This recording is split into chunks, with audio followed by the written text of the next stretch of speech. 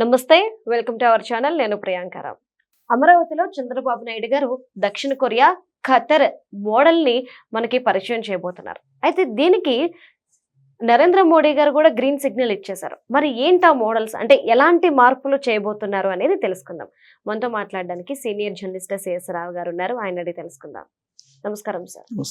Sir, Chandrababu Naidu గారు అంటే మనం చూస్తే కొత్తవన్నీ కూడా ఆవిష్కరిస్తూ అంటే ప్రజలకు పరిచయం చేసే ప్రయత్నం చేస్తున్నారు. ఇందులో దక్షిణ కొరియా అలానే ఖతర్ ఏవైతే ఉన్నాయో ఈ తరహాలో డెవలప్ చేయాలి అని చెప్పేసి ఈ తరహాలో కొన్ని తీసుకురావాలని చెప్పేసి చూస్తున్నారు. దీనికి కేంద్రం నుండి కూడా గ్రీన్ సిగ్నల్ వచ్చేస్తుంది అని చెప్పేసి ఒక వినబడుతుంది మాట. అంటే ఈ ఖతర్ దక్షిణ కొరియా తరహాలో ప్రోగ్రామ్స్ అంటే ఏంటి? ఇప్పుడు దక్షిణ కొరియా ఖతరే కాదు, ప్రపంచంలో ఎక్కడ ఏ దేశంలో ఇన్నోవేటివ్గా ఉన్నాయో వ్యవస్థలు వాటన్నిటినీ అమరావతిలో చూపించడానికి ప్రయత్నం చేస్తున్నారు. అయితే ఖతర్ని దక్షిణ కొరియాని ఎందుకు తీసుకున్నారంటే దక్షిణ కొరియాలో రివర్ ఫ్రంట్ అనేది చాలా ఫేమస్ అక్కడ. ఆ మధ్యకాలంలో తెలంగాణకు సంబంధించినటువంటి ముఖ్యమంత్రి రేవంత్ రెడ్డి గారితో పాటు టీం కూడా అక్కడికి వెళ్ళి ఈ మూసీ నది ప్రక్షాళన సందర్భంగా పోయి విజిట్ చేసి వచ్చారు. అంటే దక్షిణ కొరియాలో రివర్ ఫ్రంట్ ఎలా డెవలప్ చేశారు, రివర్ ఫ్రంట్ అంటే రివర్కి ఇరువైపులా ఏ విధంగా డెవలప్ చేశారు అనేది చూసి వచ్చారు. అలాగే ఇప్పుడు అమరావతిలో అక్కడ రివర్ ఉంది, ఆ రివర్కి ఇరువైపులా డెవలప్ చేయాలంటే దక్షిణ కొరియా మోడలే, ప్రపంచానికి దక్షిణ కొరియా మోడల్ కనిపిస్తుంది. ఇప్పుడు దాన్ని మోడల్గా తీసుకొని ఇక్కడ మూసీ నది ప్రక్షాళన కూడా చేయబోతున్నారు తెలంగాణలో.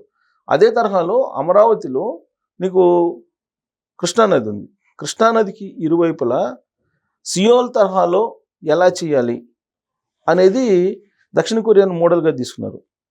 అందుకే ఇప్పుడు ప్రకాశం బ్యారేజ్ ఉంది, ప్రకాశం బ్యారేజ్ పై భాగాన్ని ఇంకోటి అక్కడ కట్టబోతున్నారు బ్రిడ్జి. సో వాటర్ సమస్య కూడా ఇక్కడ ఉండదు, డ్రింకింగ్ వాటర్ సమస్య లేదంటే అక్కడ జనరల్గా అన్ని రాజధానులకు ఉన్నట్టు అసలు సమస్య లేదు అక్కడ.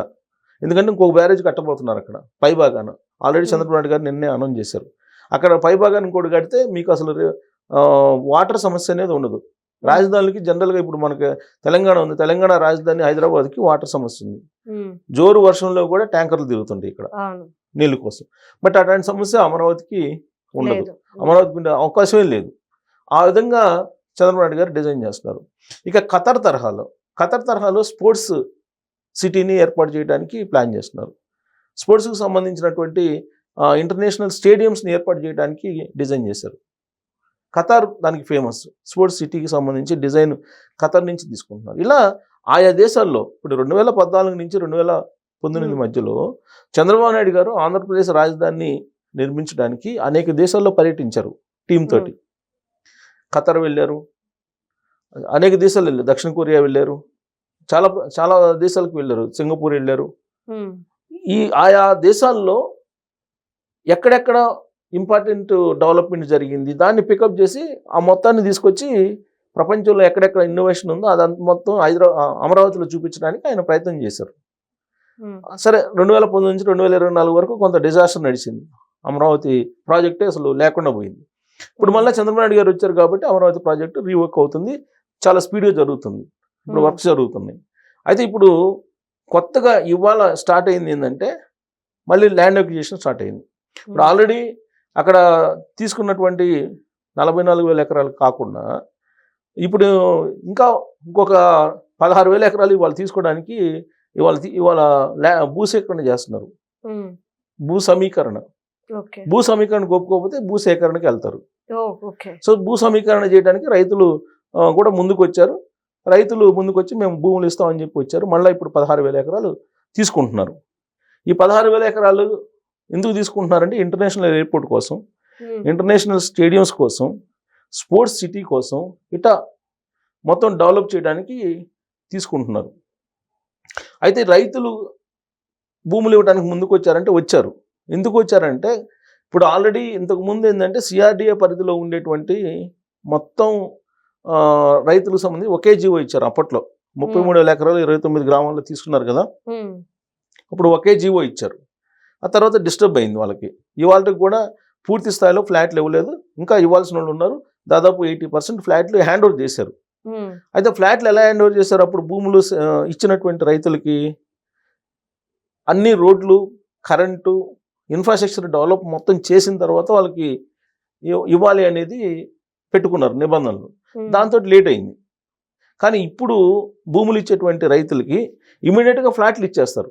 ఫ్లాట్ ఇచ్చిన తర్వాత డెవలప్మెంట్ అనేది కరెంట్ కానీ, డ్రైనేజ్ వ్యవస్థ కానీ, మౌలిక సదుపాయాలు అనేది తర్వాత కల్పిస్తారు.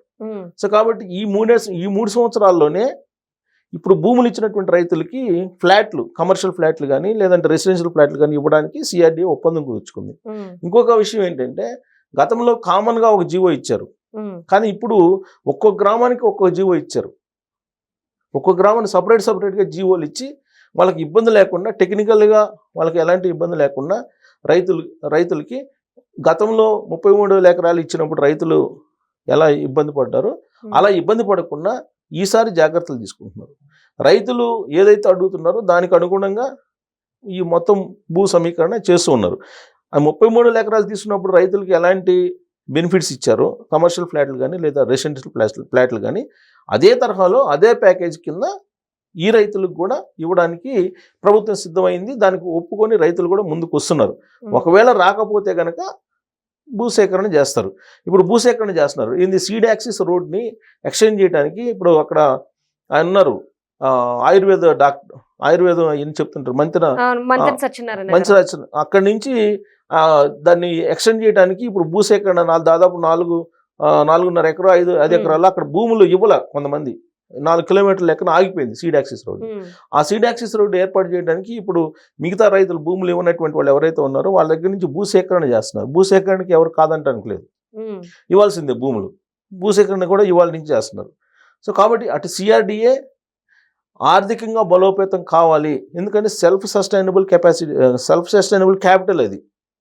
అంటే దానికై అదే ఆర్థిక పరిపుష్టత చేకూర్చుకోవాలి. అది సిఆర్డీఏ ప్లాన్ చేసుకోమని చెప్పి చంద్రబాబు నాయుడు గారు నిన్న డైరెక్షన్ కూడా ఇచ్చారు. అంటే ఇప్పుడు ఇదంతా డెవలప్ చేసి ఇవ్వగా మిగిలినటువంటి ల్యాండ్ ఏదైతే ఉందో దాన్ని విక్రయించడం ద్వారా, లేదంటే లీజ్కి ఇవ్వడం ద్వారా, లేదంటే కమర్షియల్ కాంప్లెక్స్లు కట్టడం ద్వారా రెవెన్యూని సంపాదించుకోవాలి. 1,00,000 కోట్లు పెడితే 1,00,000 కోట్లు సంపాదించుకునే స్థాయిలో ఉండాలి సిఆర్డీఏ. ఆ మేరకు ప్లాన్ చేసుకోమని చెప్పి చంద్రబాబు నాయుడు గారు చెప్తున్నారు. ఇప్పటికే రాజధానికి సంబంధించినటువంటి నిర్మాణ పనులు చాలా వేగంగా జరుగుతూ ఉన్నాయి. క్వాంటమ్ కంప్యూటర్స్ అనేది ఈ నెలలోనే ప్రారంభం కాబోతుంది. అక్కడ ఆ బిల్డింగ్ కూడా శంకుస్థాపన చేస్తారు, అది కూడా కంప్లీట్ అవుతుంది. సో కొత్త టెక్నాలజీ తోటి నిర్మాణాలను కూడా చాలా వేగవంతం చేస్తున్నారు. ఇంతకు ముందులాగా కాకుండా ఇప్పుడు రోడ్లు ఇప్పుడు 24 గంటలకే దాదాపు 40-30 కిలోమీటర్లు స్పీడ్ తోటి రోడ్లు వేసేటువంటి టెక్నాలజీ వచ్చింది. ఆల్రెడీ ఇప్పుడు విజయవాడ, బెంగళూరు ఎకనామిక్ కారిడార్ ఉంది కదా, ఆ ఎకనామిక్ కారిడార్ని నిర్మిస్తున్నారు. సో అలాంటి టెక్నాలజీ కూడా తీసుకొచ్చి త్వరగా రోడ్లు వేయాలి అనేటువంటిది ఆలోచన చేస్తున్నారు. వీలున్నంత తొందరగా 2029 ఎన్నికలకు ముందుగానే అమరావతి ఫస్ట్ ఫేజ్ కంప్లీట్గా అక్కడికి వెళ్ళి చూసినటువంటి వాళ్ళకి కనిపించేలాగా ప్లాన్ చేస్తున్నారు. ఇవాళ నుంచి మళ్ళా 2వ విడత భూ సమీకరణ అనేది స్టార్ట్ అయింది. 16,000 ఎకరాలు తీసుకోబోతున్నారు. మళ్ళా కూడా తీసుకునే అవకాశం ఉంది. మొత్తం 44,000 ఎకరాలు మళ్ళీ తీసుకుంటా అని చెప్పి చంద్రబాబు నాయుడు గారు చెప్పారు. ఆ 44,000 ఎకరాలు ఇవ్వడానికి కూడా రైతులు సిద్ధంగా ఉన్నారు. కొంతమంది వ్యతిరేకించినప్పటికి కూడా ఓవరాల్గా అమరావతి రాజధాని ఎలా ఉండాలి అనేది రైతులకు ఎక్స్ప్లెయిన్ చేస్తున్నారు, అక్కడ నుండి ప్రజలకు కూడా ఎక్స్ప్లెయిన్ చేస్తున్నారు. కాబట్టి ఇవ్వడానికి కూడా వాళ్ళు ముందుకు వస్తున్నారు. దక్షిణ కొరియా, ఖతారు, సింగపూరు ఆయా దేశాల్లో బాగా డెవలప్ అయినటువంటి ప్రాంతాల్లో ఎలా ఉన్నాయి అనేది మోడల్గా తీసుకుని అక్కడ డెవలప్మెంట్ చేస్తున్నారు. Okay, right. Thank you so much sir. Thank you.